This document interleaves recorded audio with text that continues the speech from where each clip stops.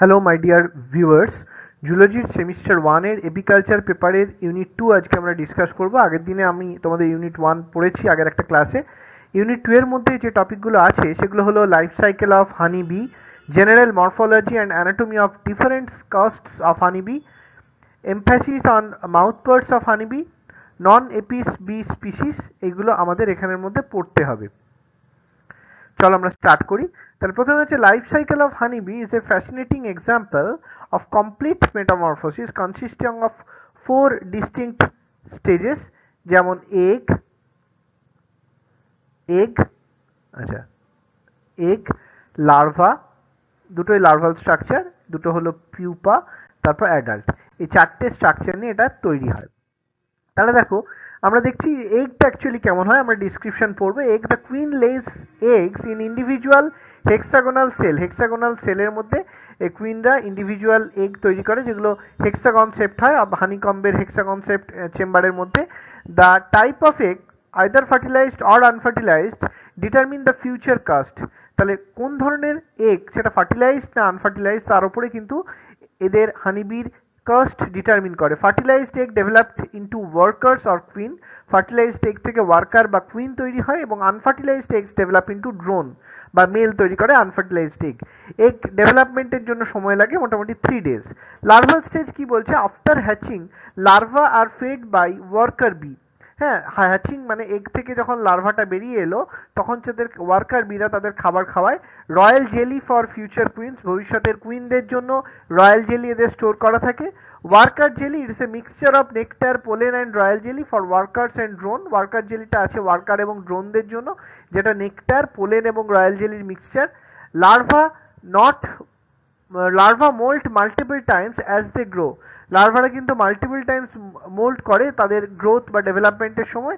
This stage last for about 5 to 6 days। 5 থেকে 6 দিন এই স্টেজটা থাকে, টিকে থাকে। পিউপা স্টেজ কি বলছে? Workers cap the larval cells with the wax. তাহলে ওয়ার্কাররা কি করে?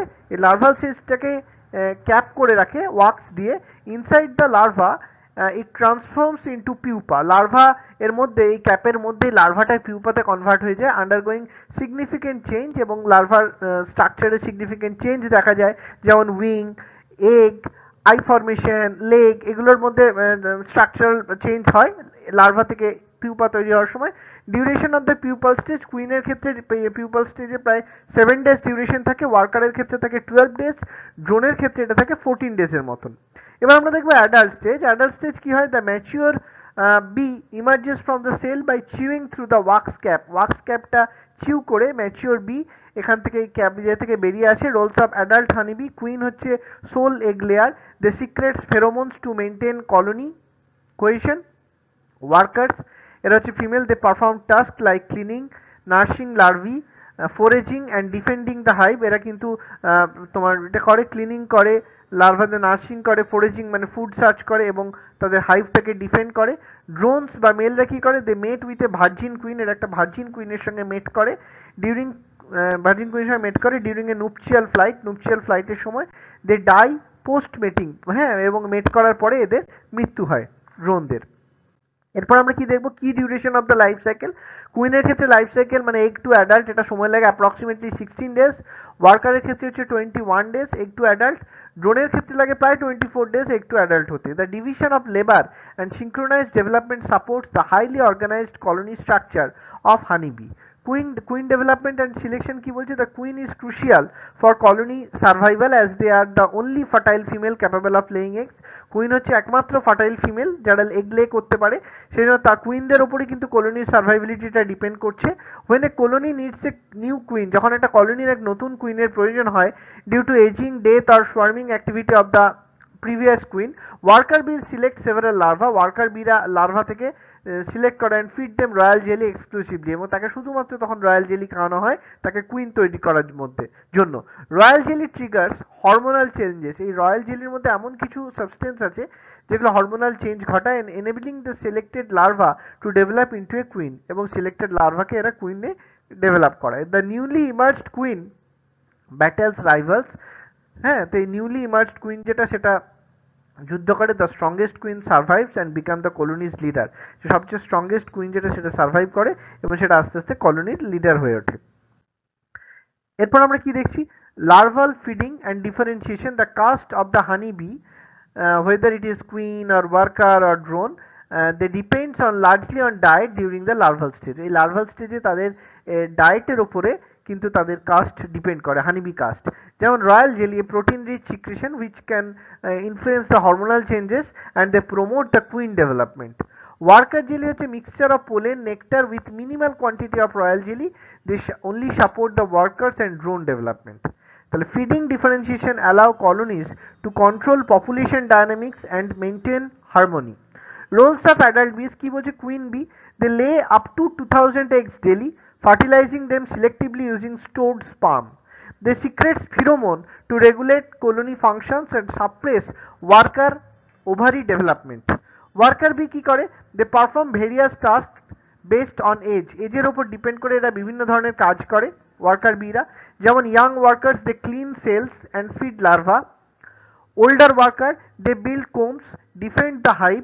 হ্যাঁ, ইয়াং ওয়ার্কাররা কি করে, সেলটা ক্লিন করে এবং লার্ভাদের ফিড করায়। ওল্ডার ওয়ার্কাররা কি করে, they build comb defend the hive, forage for nectar, pollen and water. Their life span is approximately 6 weeks during active season and longer in winter. Drone bees, এটা মেলদের ক্ষেত্রে এটা সোল পারপাস হচ্ছে mating with a queen during her nuptial flight, do not forage or defend the hive, and they are expelled during source scarce periods. Metamorphosis during the pupal stage. The pupal stage is crucial for transforming the larva into a fully developed adult bee. এই pupal stage খুব crucial যে larva থেকে fully developed adult bee তৈরির জন্য। Key changes during metamorphosis, development of wings, legs, compound eye and external skeleton, এটা দেখতে পাওয়া যায়, এটা চেঞ্জ দেখতে পাওয়া যায়। Internal organs like the reproductive and digestive systems mature. After 17 to 14 days depending on caste, the adult bees emerge, adult bee তে emerge করতে শুরু করে। Colony dynamics and life cycle synchronization, তাতে কি হয়, honey bees honeybee colonies operate as super organisms with tightly coordinated roles. Seasonal changes influence egg laying patterns and worker tasks. During spring, egg production increases to expand the colony. স্প্রিংয়ে egg production হয় যেটা এই কলোনিটাকে expand করে। In winter the colony reduces activity to conserve energy. উইন্টারে কি হয়, colony যে রিডিউস করা অ্যাক্টিভিটাকে এনার্জি কনজারভেশনের জন্য relying on stored honey. Communication through pheromones and dance language ensure efficient resource gathering and colony management, এটাতে এরা হেল্প করে। এবার দেখো কি বলছে, each caste's unique morphology and anatomy supports its specialized role within the highly organized honeybee colony. প্রত্যেক ক্লাসের মানে ড্রোন, ওয়ার্কার বা কুইন, যে প্রত্যেক ক্লাসের যে আলাদা আলাদা মরফোলজি বা অ্যানাটমি সেটা সাপোর্ট করে এদের একটা specialised role within the highly organised honeybee colony. Honeybee কলোনিতে তাদের যে স্পেশালাইজড রোল বা অর্গানাইজড রোল সেটাকে এরা মেনটেন করছে। This division of labour ensures the কলোনির survival and success in its ecological niche. তাদের যে ডিভিশন অফ লেবার সেটা কলোনির সার্ভাইভাল এবং সাকসেসটাকে কন্ট্রোল করে। Mating behavior and drone life কি বলছে, during a nuptial flight the virgin queen mates with multiple drones। nuptial flight এর সময় যে ভার্জিন কুইন সেটা মাল্টিপল ড্রোনের সঙ্গে মেটিং করে। from nearby colonies to collect enough sperm for a lifetime, nearby colony থেকে এনাফ স্পার্ম কালেক্ট করে তার লাইফ টাইমে। The mating happens in the air, এরা এয়ারের মধ্যে মেটিং সম্পন্ন হয়। After mating drone dies as the reproductive organs detach, তাদের রিপ্রোডাক্টিভ অর্গানটা যখন ডিটাচ হয়ে যায় তখন এই ড্রোনটা মারা যায়। Drones that fail to mate return to the hive, তাহলে ড্রোন যেটা এই মেটিং করতে ফেল করে সেটা হাইভে ফিরে আসে, but they are usually expelled during resource shortage, তাহলে এর এক্সপেলড হয়ে যায় রিসোর্স শর্টেজের সময় এবং টু কনজার্ভ ফুডটা কনজার্ভ করে। General morphology and anatomy of different caste of honeybee, আমরা কি বলছি, the honeybee caste system consist of 3 primary caste: queen, worker and drones. Each caste exhibit distinct morphological and anatomical adaptations that align with their specialized roles in the colony। তাহলে প্রত্যেকটা কাস্টের একটা distinct morphological বা anatomical adaptation দেখা যায় যেটা তাদের ওই কলোনিতে স্পেশালাইজড রোল পারফর্ম করতে এটা ইউজ করে। যেমন আমরা দেখছি কম্পারিজন যদি করা হয় কাস্টে, কুইনরা সবচেয়ে বড় হয়, ওয়ার্কাররা সবচেয়ে ছোট এবং ড্রোনরা মিডিয়াম সাইজ। রিপ্রোডাক্টিভ অর্গান কুইনদের সবচেয়ে বেশি ডেভেলপড হয়, ওয়ার্কারদের ক্ষেত্রে এটা রুডিমেন্টারি আর ড্রোনের ক্ষেত্রে এটা ফুললি ডেভেলপড। ম্যান্ডেবল ওয়ার্কারদের ক্ষেত্রে স্মুথ, ওয়ার্কারদের ক্ষেত্রে যে টুথড হয়, এবং কুইন আর ড্রোনের ক্ষেত্রে ম্যান্ডেবলটা স্মুথ হয়। স্টিং, কুইনের ক্ষেত্রে এটা স্মুথ এবং কার্ভড, ওয়ার্কারের ক্ষেত্রে এটা বার্বড হয়, এবং ড্রোনের ক্ষেত্রে স্টিং থাকে না। কুইনের মেন রোল হচ্ছে এগ লে করা, ওয়ার্কারের কাজ হচ্ছে কলোনি মেনটেন্যান্স, আর ড্রোনের কাজ হচ্ছে মেটিং এ পার্টিসিপেট করা। আচ্ছা, কুইন বি কি বলছে, they stole fertile female responsible for reproduction. এই কুইন বি হচ্ছে এরা ফার্টাইল ফিমেল যারা মেলের রিপ্রোডাকশনে কাজে লাগে। এদের মরফোলজি কিরকম হয় আমরা দেখতে পাচ্ছি, queen bee, drone bee, worker bee আমরা দেখতে পাচ্ছি। কুইনের morphology, they are the largest member of the colony, 8 to 20 millimeter body long. Their body, thorax robust and slightly larger than the worker's thorax. Their abdomen is long and pointed, extending beyond the wings. Wings are shorter relative to the body length. Their mandibles are smooth and not toothed, used for grooming and feeding. Legs, no pollen basket or corbicula as she does not forage. Sting কি বলছে, curved and smooth, used primarily for fighting rival queens. Anatomy কি হবে, reproductive organs, well developed ovaries capable of laying up to 2000 eggs daily. Spermatheca, sperm storage organ, store sperm from drones post mating. হ্যাঁ, এরা মেটিং এর পরে এরা স্পার্মাথিকাটা কি করে, sperm storage organ, যারা স্পার্মটাকে স্টোর করে রাখে। ডাইজেস্টিভ সিস্টেম বলছে simplified as she realise on worker বিজ ফর ফিড। এই ডাইজেস্টিভ সিস্টেমটাতে খুবই সিম্পলিফাইড, কারণ এরা কুইন বি খাবারের জন্য এটা তোমার ওয়ার্কার বি এর উপর ডিপেন্ড করে। Pheromones, they produce queen pheromone to regulate colony function, যেমন সাপ্রেস ওয়ার্কার ওভারি ডেভেলপমেন্ট। তাহলে এরা এই ফিনোমেনটা এই কাজটা করে। এবার আমরা দেখবো ওয়ার্কার বি। ওয়ার্কার বিরও ছবি দেওয়া আছে। হ্যাঁ, ওয়ার্কার বি, কুইন বি আর ড্রোন তিনটেরই দেওয়া আছে। এর মধ্যে কুইন আর ওয়ার্কার হচ্ছে ফিমেল আর ড্রোনটা হচ্ছে মেল। তাহলে এদের ওয়ার্কার বি এর মেন ফাংশন কি, female bee is responsible for colony maintenance, foraging and nursing. Worker বিরাও ফিমেল হয়। Morphology, smaller than the queen and drone. এরা ড্রোন বা কুইনের থেকে এদের বডি সাইজে ছোট, সেটা ডায়াগ্রাম দেখলেই বোঝা যাচ্ছে। 12 to 15 millimeter লং বডি। এদের বডির মধ্যে থোরাক্স হচ্ছে well develop to support flight muscles. Abdomen হচ্ছে শর্টার দ্যান দ্য কুইনের তুলনায় অ্যাবডোমেনটা শর্টার এবং ট্যাপার্ড, মানে গ্র্যাজুয়ালি সরু হয়ে গেছে। এদের উইংসটা হচ্ছে প্রপোর্শনাল টু বডি সাইজের সঙ্গে প্রপোর্শনাল, এনেবলিং এফিশিয়েন্ট ফোরেজিং, এবং এটা ফোরেজিং বা খাবার সংগ্রহ করতে এটা হেল্প করে। ম্যান্ডেবল, স্ট্রং ম্যান্ডেবল দেখতে পাওয়া যায়, এবং টুথ দাঁতযুক্ত for task like wax manipulation and defence. এদের লেগ হচ্ছে hind legs have pollen basket বা কর্বিকিউলা রয়েছে for carrying pollen. Fore legs have antenna cleaners, fore লেগে এদের অ্যান্টেনা ক্লিনার্স রয়েছে। স্টিং কি বলছে, stings are barbed, used for defence. Worker bees dies after stinging as the sting gets lodged in the victim. তাহলে যখন এই ভিকটিমের মধ্যে যখন এটা লেগে যাচ্ছে, স্টিংটা হুলটা ফুটিয়ে দেয়, তখন কিন্তু ওয়ার্কার বিরা মারা যায়। অ্যানাটমি দেখো, reproductive organs, rudimentary ovaries do not typically reproduce. এদের ওভারিটা রুডিমেন্টারি, এটা রিপ্রোডিউস করে না ওয়ার্কার বি এর ক্ষেত্রে। Wax gland located on the underside of the abdomen, অ্যাবডোমেনের তলায়, পেটের তলার দিকে এদের ওয়াক্স গ্ল্যান্ড থেকে, use to secrete wax for comb building এর জন্য এরা ওয়াক্স সিক্রেট করে। Nectar stomach, specialised crop for carrying nectar. Exocrine gland আছে that produce pheromone for communication including alarm signals. Drone bee এর ক্ষেত্রে কি দেখা যায়, ড্রোন বি হচ্ছে actually male bee, they specialise for mating with the queen. এদের larger than the worker but smaller than queen. এদের body size হয় 15 to 17 millimeter long. এদের thorax broad and muscular to support powerful flight. Abdomen হচ্ছে rounded and stout, হ্যাঁ, গোল বা শক্তপোক্ত হয় অ্যাবডোমেনটা, এন্ডিং উইদাউট এ স্টিং, এতে কোনো স্টিং থাকে না। Wings are larger than those of the worker bee, worker বির তুলনায় এদের উইংস লার্জার হয়, and ending in mating flight, যেটা এদের মেটিং ফ্লাইটে হেল্প করে।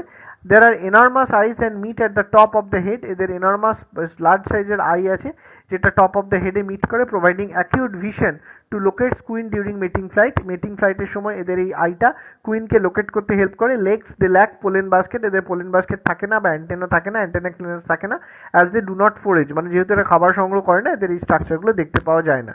অ্যানাটমি দেখো, রিপ্রোডাক্টিভ অর্গান কি বলছে, their well developed testis and endophallus for mating. এদের মেটিং এর জন্য এন্ডোফেলাস রয়েছে বা ওয়েল ডেভেলপড টেস্টিস রয়েছে। মেটিং ইজ ফ্যাটাল মানে কি, drones die after transferring sperm to the queen. তাহলে এরা মেটিং করার পরে কিন্তু এদের ড্রোনরা মারা যায়। Digestive system simplified as they rely on workers for feeding. তাহলে এদের ডাইজেস্টিভ সিস্টেমটা কি হয়, এটা ওয়ার্কারদের উপর রিলাই করে ফিডিং এর জন্য। আচ্ছা, মাউথ পার্টস অফ হানিবি আমরা কি বলবো? The mouth parts of honeybee are specialized, highly specialized and adapted for their dual roles for sucking nectar and chewing solid materials like wax. তাহলে নেকটারকে শাক করার জন্য বা সলিড মেটেরিয়ালকে চিউ করার জন্য, ওয়াক্সের মতন সলিড মেটেরিয়ালকে চিউ করার জন্য এদের মাউথ পার্টস আছে। This mouth parts exhibit features of both chewing and sucking type. এই মাউথ পার্টসগুলো মডিফাইড হয় চিউইং টাইপ বা sucking type, making them versatile. The honeybee mouth parts are a combination of mandibles. Honeybee mouth পার্টসের মধ্যে রয়েছে mandibles for chewing and a proboscis or tongue for sucking. Together these structures allow honeybee to gather nectar, manipulate wax and feed larva. এই স্ট্রাকচারগুলো, mouth পার্টসগুলো একসঙ্গে এদের nectar gather করতে বা ওয়াক্সকে manipulate করতে বা লার্ভাকে খাওয়াতে এদের কাজে লাগে।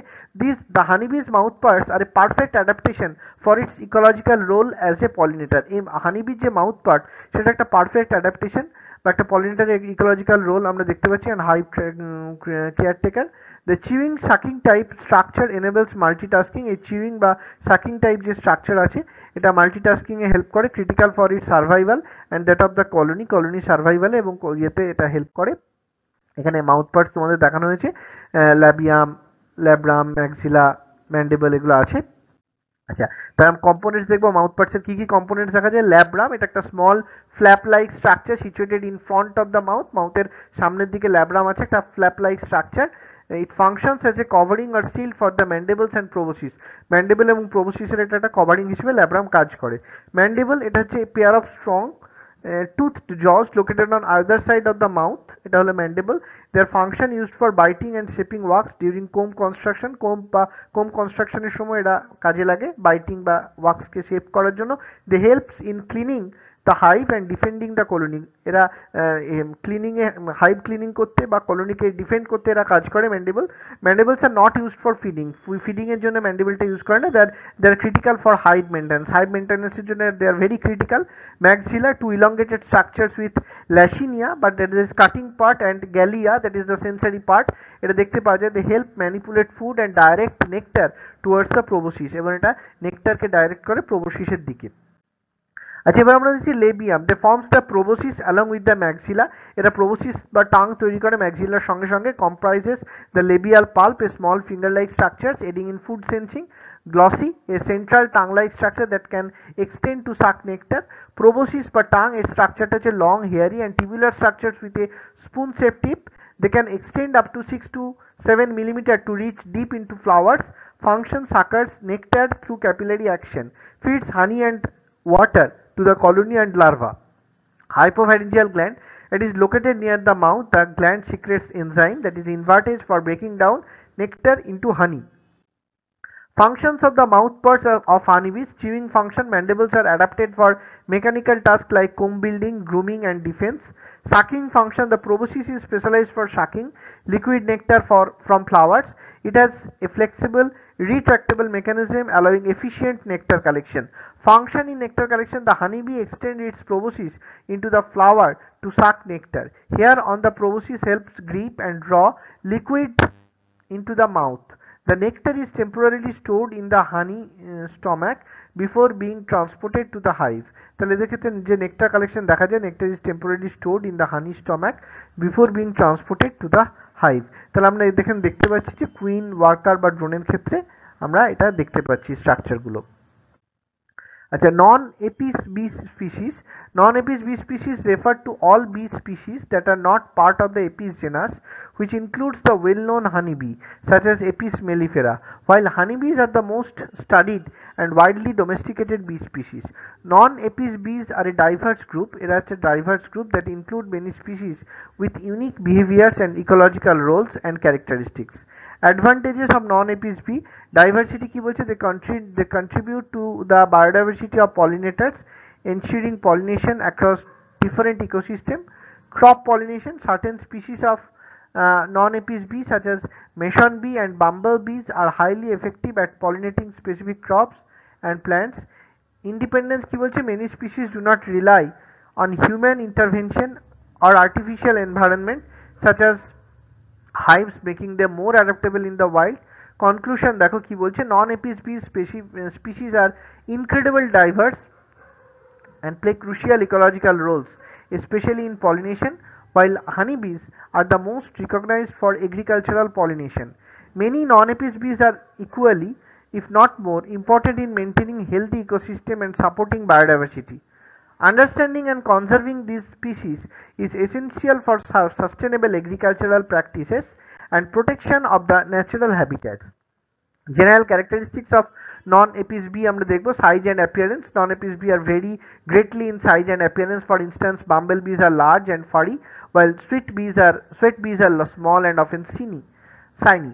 Non-apis bees tend to hairer than honeybees, which helps them in efficient pollination as they collect pollen on their bodies.